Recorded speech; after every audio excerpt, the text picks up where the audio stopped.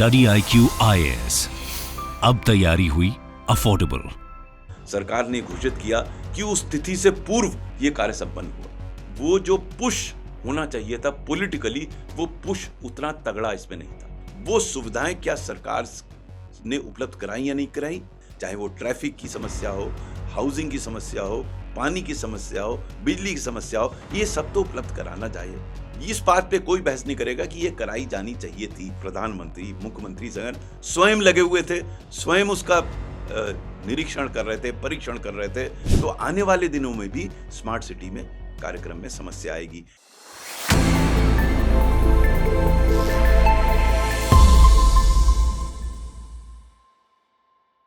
Policy watch के 5वें episode में आपका स्वागत है। चौथे एपिसोड में हमने चर्चा की थी स्वच्छ भारत अभियान की, जो मेरे विचार से सरकार का एक सफलतम कार्यक्रम था। आज हम चर्चा करेंगे स्मार्ट सिटी पर। इसका मैंने मेंशन पिछले एपिसोड में अंत में भी किया था।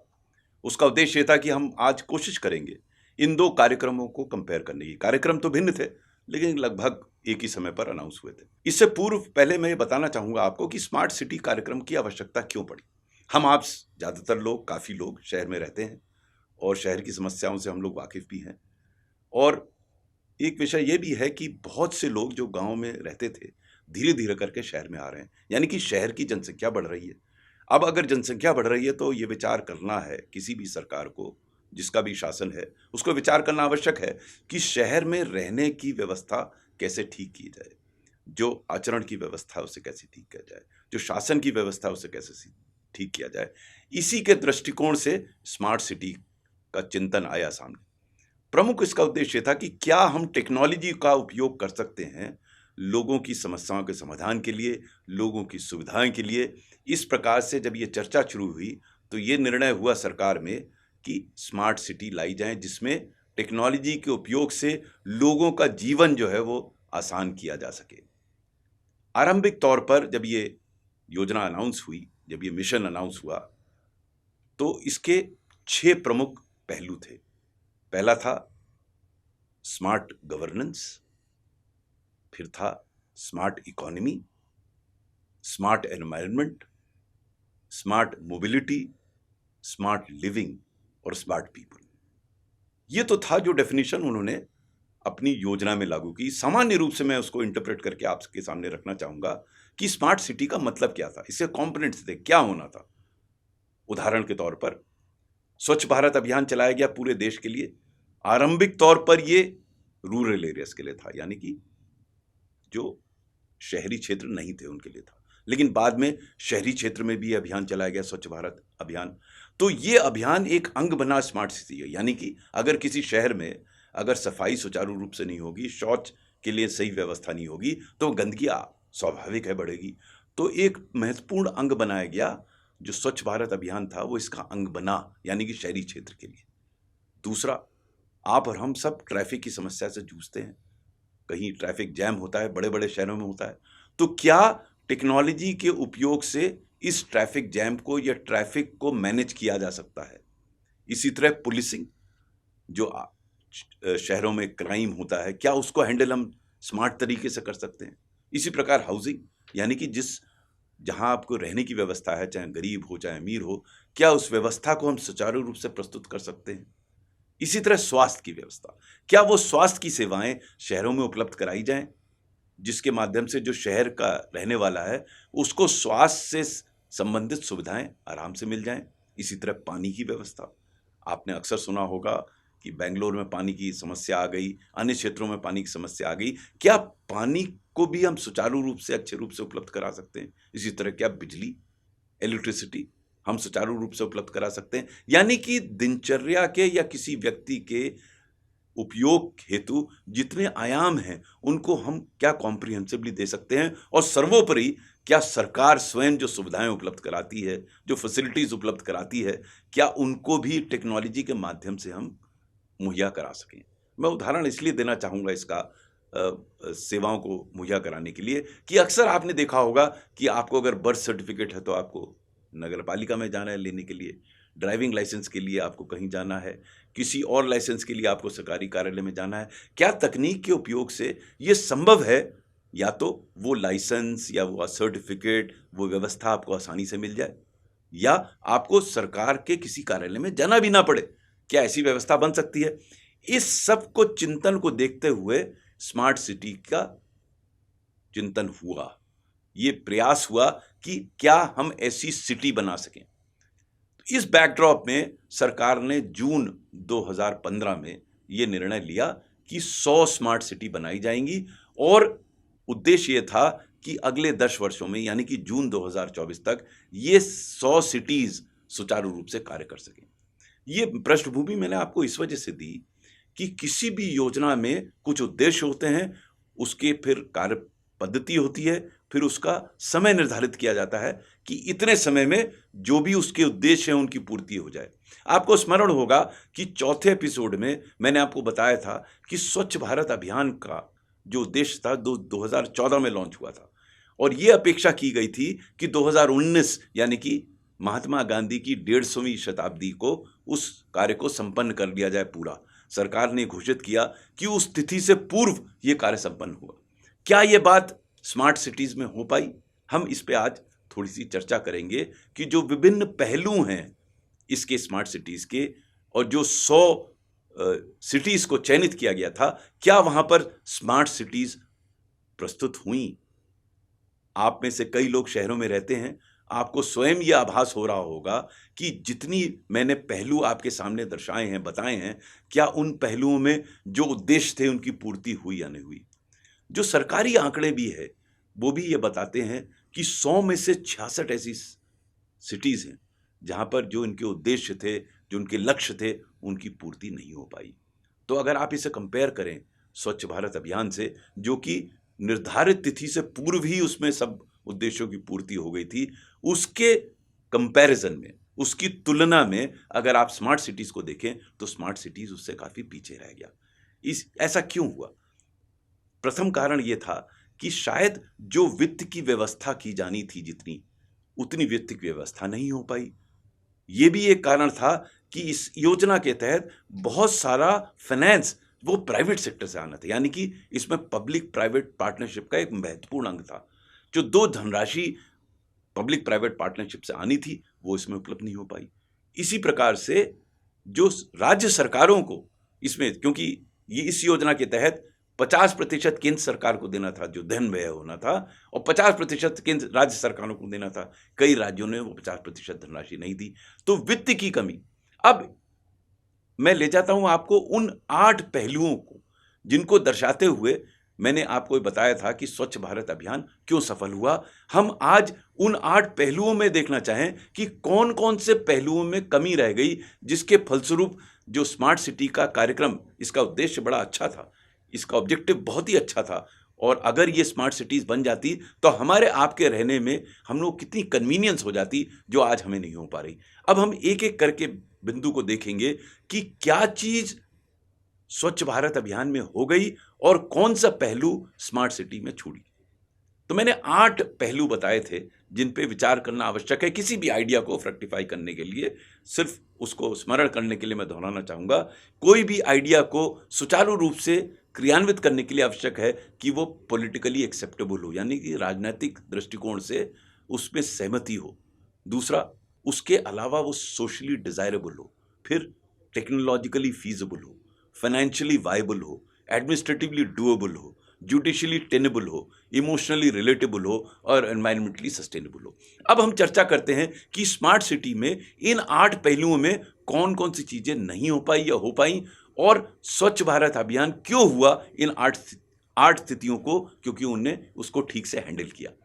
जहां तक पॉलिटिकल एक्सेप्टेबिलिटी का प्रश्न है, यानी कि राजनीतिक दृष्टिकोण से इसकी मान्यता थी, लेकिन शायद जिस प्रकार से स्वच्छता अभियान को ड्राइव किया गया प्राइम मिनिस्टर द्वारा स्वयं, वो ड्राइव शायद राजनीतिक दृष्टिकोण से इसमें नहीं उपलब्ध हो पाया। क्योंकि स्वच्छता अभियान में तो प्रधानमंत्री, मुख्यमंत्री, हर प्रकार के मंत्री उसमें लगे रहे, उन्होंने कोशिश की उसको, उसके उद्देश्यों की पूर्ति की। मेरे विचार से शायद वो जो पुश होना चाहिए था पॉलिटिकली, वो पुश उतना तगड़ा इसमें नहीं था। जहां तक सोशल डिसाइबिलिटी की आवश्यकता है, हम आप सब चाहते थे कि स्मार्ट सिटी हो, तो इसमें चाहे वो स्वच्छ भारत अभियान रहा हो, चाहे स्मार्ट सिटी रहा हो, इसकी डिजायरेबिलिटी पर कोई क्वेश्चन नहीं कर सकता। हर व्यक्ति इससे सहमत होगा कि स्मार्ट सिटी की आवश्यकता थी, यानी कि जो सुविधाएं सरकार को या हमें आपको उपलब्ध होनी थी, वो सुविधाएं क्या सरकार ने उपलब्ध कराई या नहीं कराई, इस बात पे कोई बहस नहीं करेगा कि ये कराई जानी चाहिए थी। चाहे वो ट्रैफिक की समस्या हो, हाउसिंग की समस्या हो, पानी की समस्या हो, बिजली की समस्या हो, ये सब तो उपलब्ध कराना चाहिए, सबको जरूरी था ही। तो यानी कि सोशल डिजायरेबिलिटी तो इस कार्यक्रम में कोई क्वेश्चन नहीं कर सकता। तीसरा कि टेक्नोलॉजिकली फीजिबल था या नहीं था। जहां तक स्वच्छ भारत अभियान का प्रश्न था, उसमें हर पहलू पर यह विचार हुआ कि टेक्नोलॉजी का कैसे उपयोग किया जाए जिससे वो अभियान सफल हो। यह प्रयास स्मार्ट सिटी में भी किया गया, लेकिन एक समस्या इसमें आ गई कि अनलाइक स्वच्छ भारत अभियान, जहां पे सिर्फ एक सिंगल पॉइंट ऑब्जेक्टिव था, यहां कई सारे ऑब्जेक्टिव थे, और उन सब ऑब्जेक्टिव्स में क्या तकनीक का वहां तक उपयोग किया गया। मैं यहां यह जरूर बताना चाहूंगा कि कई शहरों में यह काम हुआ है, और यही मेरा ख्याल से एक आशा की किरण बनती है कि अगर कुछ शहरों में स्मार्ट सिटी का क्रियान्वयन कई सही रूप से हो सका, तो और जगह क्यों नहीं हो सकता। जैसे इंदौर का एक उदाहरण ले लीजिए, सब उसको एग्जाम्पल देते हैं, उसको जो रेटिंग्स बनाई गई सबसे ऊपर रखा गया।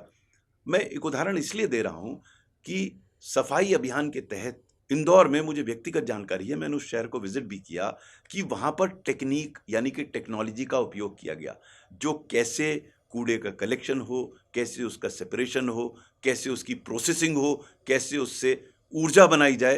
इंदौर में आपको बताना चाहूंगा कि जो कूड़ा इकट्ठा होता है उससे गैस बनती है, और गैस से इलेक्ट्रिसिटी बनती है। तो इस प्रकार के कार्यक्रम और जगह भी हो सकता है। मैं जमशेदपुर गया, वहां भी मैंने व्यवस्था देखी। तो कहने का तात्पर्य यह है कि कई शहरों में टेक्नोलॉजी का उपयोग किया गया स्मार्ट सिटी बनाए जाने के लिए, लेकिन शायद जो 100 शहरों का जो लक्ष्य निर्धारित किया गया था, उसमें से अधिकतर शहरों में वो उपयोग नहीं हो पाया। यानी कि टेक्नोलॉजी सामान्य रूप से स्मार्ट सिटी बनाए जाने के लिए उपलब्ध थी, क्योंकि अगर उपलब्ध नहीं होती तो इंदौर और जमशेदपुर जैसे शहरों में कैसे उपयोग होती। वहां हो रही उपयोग, तो टेक्नोलॉजी तो उपलब्ध थी, लेकिन उसका उपयोग शायद नहीं हो पाया। आगे हम ये जानने की कोशिश करेंगे ये सब क्यों नहीं हो पाया। तो हमने चर्चा की political acceptability, social desirability, technologically feasibility. अब चौथा महत्वपूर्ण बिंदु आता है जिस पे हमने पूर्व में थोड़ी सी चर्चा की थी, फाइनेंशियल वायबिलिटी, यानी कि जितने कार्यक्रम बनाए गए, क्या उसके लिए निर्धारित या आवश्यक धनराशि उपलब्ध थी या नहीं थी। जो स्वच्छता अभियान था, उसमें जो भी सूचना हमें उपलब्ध है, उसके आधार पर हम ये कह सकते हैं कि जितनी धनराशि आवश्यकता थी, वो धनराशि उपलब्ध कराई गई। ये बात स्मार्ट सिटी के लिए हम नहीं कह सकते। क्यों? क्योंकि पहली चीज, जैसा मैंने आपको शुरू में बताया, इसमें 50% धनराशि केंद्र सरकार को देनी थी, 50 राज्य सरकारों को देनी थी। कई राज्य सरकारें हैं जिन्होंने जो उनको धनराशि जितनी देनी थी, वो उन्होंने धनराशि उपलब्ध नहीं कराई। इसी तरह इस कार्यक्रम में पब्लिक प्राइवेट पार्टनरशिप पे बहुत बल था। कई सारी चीजें जो पब्लिक प्राइवेट पार्टनरशिप के साथ होनी थी, वो पब्लिक प्राइवेट पार्टनरशिप से जो कार्य होना था और जो धनराशि प्राइवेट सेक्टर से आनी थी, कदाचित वो धनराशि उतनी मात्रा में जितनी होनी चाहिए वो नहीं मिली। यानी कि इस पहलू पर फाइनेंशियल वायबिलिटी यानी कि वित्त की उपलब्धता में इस कार्यक्रम में समस्या आई, और जब वित्त नहीं होगा तो काम कैसे आगे बढ़ेगा। तो ये एक प्रमुख कारण रहा इस योजना की विफलता के लिए। इसके बाद जो बहुत ही महत्वपूर्ण पहलू है वो एडमिनिस्ट्रेटिव है। देखिए, स्वच्छ भारत अभियान में बहुत सारे विभागों का समन्वय नहीं था समन्वय, और उनका समन्वय हो सका, लेकिन ये स्मार्ट सिटी तो पूर्णतया समन्वय पे ही निर्धारित थी। जैसे स्वच्छ भारत अभियान में जो शहरों में कार्य होना था वो अलग विभाग था, पुलिस का कार्य अलग था, सड़कों का कार्य अलग था। इसमें अलग अलग विभागों को अलग अलग कार्य करना था और एक समन्वित रूप से कार्य करना था। वो समन्वय के लिए जो समन्वय की व्यवस्था बनाई गई, प्रशासनिक व्यवस्था बनाई गई, वो शायद उतने कारगर रूप से काम नहीं कर पाई जो कि स्वच्छता अभियान में किया था। एक बहुत महत्वपूर्ण पहलू जो इग्नोर हो गया शायद, कि सब विभागों को इसमें अलग अलग काम नहीं करना था, मिल के काम करना था। और मैं इस बात को इसलिए आपके सामने बता रहा हूं कि कुछ शहरों पे जहां कर स्मार्ट सिटी का पूरा कार्यक्रम क्रियान्वित हो पाया, वहां ये समन्वय बना। जब तक ये समन्वय विभिन्न विभागों में नहीं बनेगा तो आने वाले दिनों में भी स्मार्ट सिटी में कार्यक्रम में समस्या आएगी। ये समन्वय की समस्या स्वच्छ भारत अभियान में नहीं थी। क्यों? क्योंकि ऊपर से ड्राइव हो रहा था। प्रधानमंत्री, मुख्यमंत्री संगठन स्वयं लगे हुए थे, स्वयं उसका निरीक्षण कर रहे थे, परीक्षण कर रहे थे, तो नीचे स्तर तक उसमें समन्वय था विभिन्न विभागों में। शायद स्मार्ट सिटी में वो समन्वय नहीं हो पाया।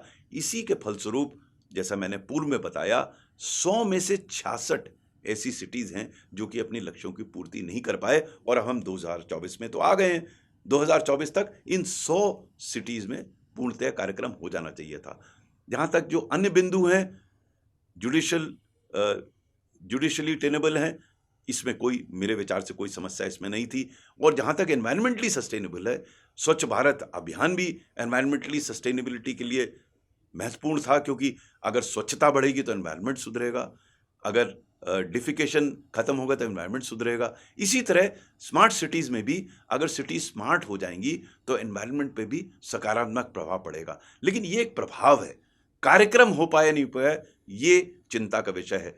तो मेरा व्यक्तिगत मत ये है कि जहां एक और स्वच्छता अभियान पूर्णतः सफल रहा, एक आध चीज छोटी मोटी लोग इसको क्रिटिसिज्म करते हैं, लेकिन बाय एंड लार्ज ये माना जाता है कि स्वच्छता अभियान सफल रहा।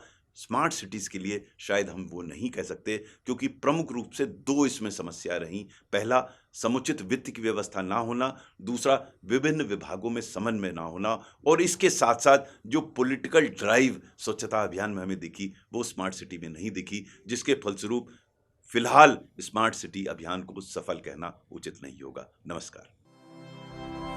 स्टडी IQ IAS, अब तैयारी हुई अफोर्डेबल।